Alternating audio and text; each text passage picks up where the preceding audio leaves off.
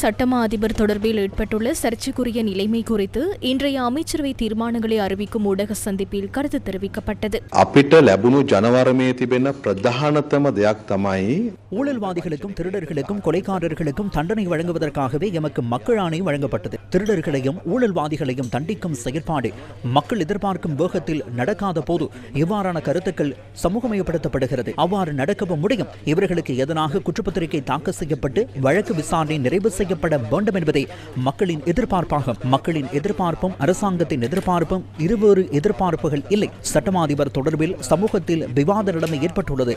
சட்டமாதிபரை ஜனாதிபதியினால் பதவி நீக்க முடியாது. 2002ஆம் ஆண்டில் 5ஆம் இலக்க அதிகாரிகளை நீக்கும் சட்டத்திற்கு அமைவாகவே சட்டமாதிபரை பதவி நீக்க முடியும். அந்த சட்டத்தில் போலீஸ் மாதிபரையும் சட்டமாதிபரையும் நீக்கும் சட்ட வரையறைகள் தொடர்பில் கூறப்பட்டுள்ளது. இது பாராளுமன்றத்தின் செயற்பாடு. பாராளுமன்றத்தினால் கொண்டுவரப்படும் குற்றப்பிரேரணையின் மூலமே அதனை செய்ய முடியும். 159 உறுப்பினர்களும் 3/2 பெரும்பான்மை இருப்பதாக தெரிவித்தோ அல்லது நியாயமான காரணங்கள் இன்றியோ இந்த சட்டத்தை பயன்படுத்த அரசாங்கம் நடவடிக்கை எடுக்காது. எனினும் ஏதேனும் ஒரு வழக்கு தொடர்பில் சமூகத்தில் ஏற்பட்டுள்ள நிலைமைகள் தொடர்பில் அரசாங்கம் கவனத்தில் கொள்ளும் முக்கியமான விடயம் இந்த குற்றப்பிரேரணை முன்வைக்கும் வரையில் கொண்டு செல்ல வேண்டும். இதனை குற்றப்பிரேரணை முன்வைக்கும் வரையில் கொண்டு செல்ல வேண்டும். அதற்காக அரசாங்கம் என்ற ரீதியில் அர்ப்பணிப்புடன் நாம் செயற்படுவோம். කටයුතු කිරීමේ රජය කැප වෙන බව කියන්නට ඕන.